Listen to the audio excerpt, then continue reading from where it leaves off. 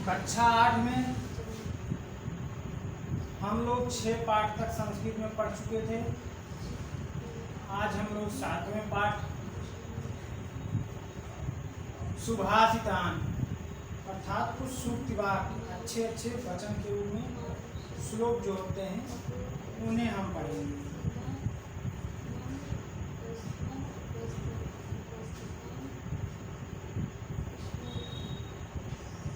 सातवां पाठ है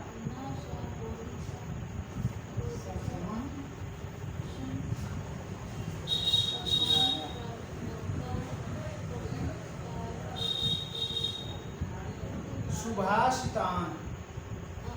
सातवां पाठ है। आज हमारे इस मार्कर की शायरी खत्म हो रही कल से नीचे। सुभाषितान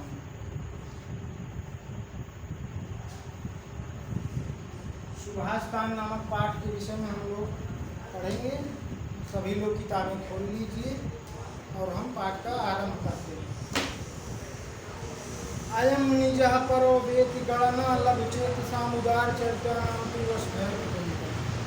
कहते हैं अयम माने या, निजः माने अपना, परः माने परो माने दूसरे का, वह ऐसा गणना जो गिनते हैं लघुचेत सम, लघुचित्त वाले अर्थात क्षुद्र तुच्छ हृदय वाले, तुच्छ क्षुद्र हृदय वाले, या मेरा व पराया, इस प्रकार से एक दूसरे का देखते हैं कि ये मेरा है, ये मेरी जमीन है, मेरा घर है, वो दूसरे का है, वो पराये का है, ये फला का है। इस प्रकार से जो लोग विचार करते हैं वो तुच्छ हृदय के जो छोटे लोग होते हैं, ऐसे छोटी बुद्धि के लोग होते हैं, मानसिकता तुच्छ मानसिकता के लोग होते हैं, वो ऐसा सोचते हैं। लेकिन उदार चरित्र नाम तो वसुधैव कुटुम्बकम्, जो उदार चित्त वाले विशाल हृदय वाले होते हैं उनके लिए तो संपूर्ण पृथ्वी ही वसुधैव कुटुम्बकम्, पूरी पृथ्वी ही कुटुंब एक परिवार के समान। वसुधैव कुटुम्बकम् एक सूक्त वाक्य भी है, इसे ध्यान दीजिएगा। वसुधैव कुटुम्बकम् अर्थात पृथ्वी ही परिवार जिसका, कुटुम्बकम्।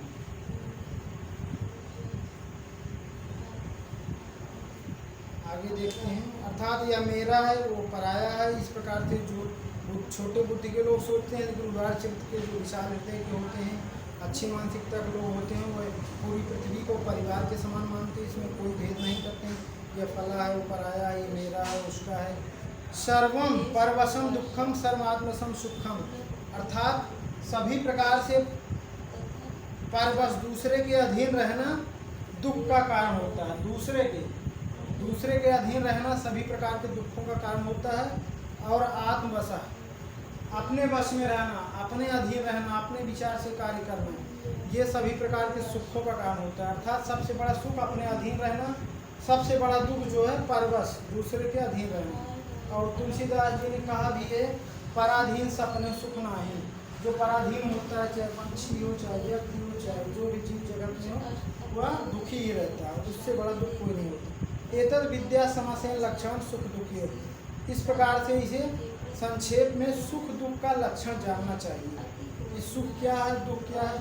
परवश रहना, दूसरे के अधीन रहना दुख का कारण होता है, और अपने वश में अपने अधीन रहना सुख का। इस प्रकार से संक्षेप में सुख दुख का लक्षण जानना चाहिए। वृथा वृष्टि समुद्रेषु वृथा तृप्तस्य भोजनम वृथा दानम समर्थस्य वृथा दीपो दिवाच। वृथा माने व्यर्थ है, वृष्टि माने वर्षा, समुद्रेषु माने समुद्र में, अर्थात समुद्र में वर्षा व्यर्थ है, क्योंकि समुद्र में अथाह जल की राश होती है। जहाँ पर अथाह कोई चीज़ होता है वहाँ पर पानी बरसने से क्या फायदा, इतने पानी से कोई कुछ नहीं होगा। वृथा तृप्त से भोजन, अर्थात जो भोजन कर लिया, जो तृप्त हो, उसे भोजन कराना व्यर्थ है। वृथा दानम समर्थ, जो समर्थ है अर्थात कुलीन है, जिसके यहाँ वो सर्वसंपन्न है, उसे दान देना व्यर्थ है। और दिवा पिछे दीपो, दिन में दीपक जलाना व्यर्थ है, क्योंकि सूर्य को दीपक दिखाने से कोई तात्पर्य नहीं। इस प्रकार से कहाँ पर क्या व्यर्थ है कि भूखे को भोजन खिलाना उचित है, भाई जो तृप्त है उसे भोजन कराना व्यर्थ है। जहाँ जरूर सूखा जहाँ पड़ा वहाँ वर्षा करना उचित है, समुद्र में वर्षा व्यर्थ है। दान समर्थ व्यक्ति को नहीं बल्कि अकिंचन को देना चाहिए वहाँ पर। और दिन में नहीं रात में दीपक जलाना चाहिए, दिन में दीपक जलाना व्यर्थ है। इस प्रकार से क्या क्या व्यर्थ है सब यहाँ प्रस्तुत करते हैं। आगे काव्य शास्त्र विनोदेन कालो गच्छति धीमताम व्यसनेन तो मूर्खाणाम निद्रया कलहेन वा। अर्थात काव्य शास्त्र विनोदेन, धीमताम मतलब बुद्धिमानों का जो श्रेष्ठ लोग होते हैं उनका समय काला गच्छ समय बीतता है। काव्य शास्त्र साहित्य चर्चा परिचर्चा कला साहित्य विज्ञान आदि के मनोविनोदात के चर्चा परिचर्चा प्रश्नोत्तरी आदि में ही इनका समय बीतता है। लेकिन व्यसनेन बुरी आदतों में तो मूर्खों का निद्रा कलहन हुआ, निद्रा सोने में और कलह करने में लड़ाई करने में तथा बुरी आदतों में इस प्रकार से लिप्त रहना मूर्खों का समय इस प्रकार से बीतता है। लेकिन बुद्धिमानों का समय काव्य शास्त्र आदि की चर्चा पर चर्चा में समय बीतता है। तो इस सूक्त के सुभाषित के माध्यम से बताया गया है कि किस प्रकार से हमारी दिनचर्या होनी चाहिए। इससे हमारे लक्षण प्रतीत होंगे कि हम मूर्ख में आते हैं बुद्धिमान में आते हैं। महानतम प्राप्त सद्बुद्धे संत्यजेन लघुजनम संत्यजेन महानतम प्राप्त सद्बुद्धे संत्यजेन न लघुजनम यत्रा सूचकरण कृपाणा किम करस्य।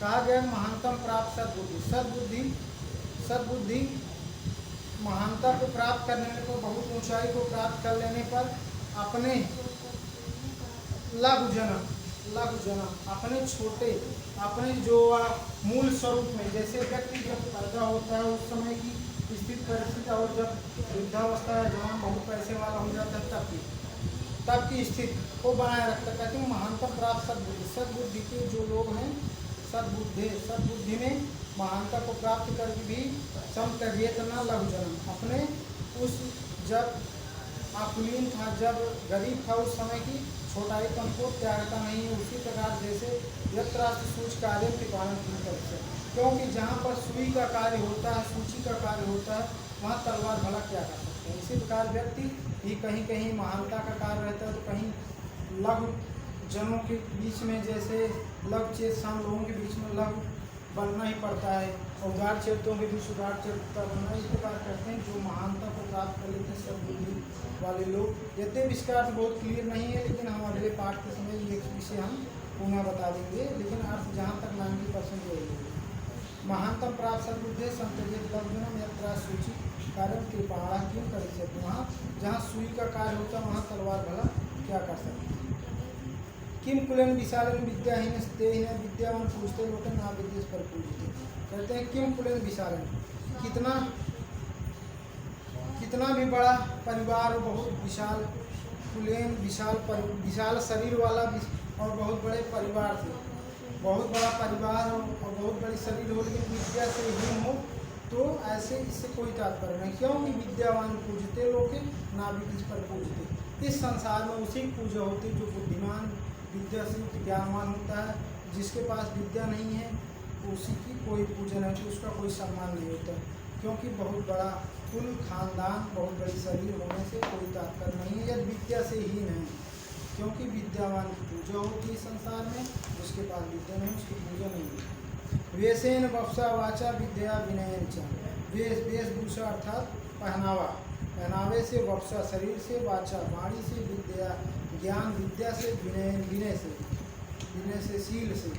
वकारे पंचभीर तो नर बहुत पूछते जो इन पंच वकारों से अर्थात पंच वकार कौन, वेश वपुषा वाचा विद्या विनय, ये 5 वकार हैं। इस जो जिन व्यक्ति में ये 5 वकार पाए जाते हैं अर्थात 5 गुण 5 लक्षण रहते हैं उसी व्यक्ति की पूजा होती है। इस प्रकार से यह पाठ संपन्न होता है। अगला पाठ कल।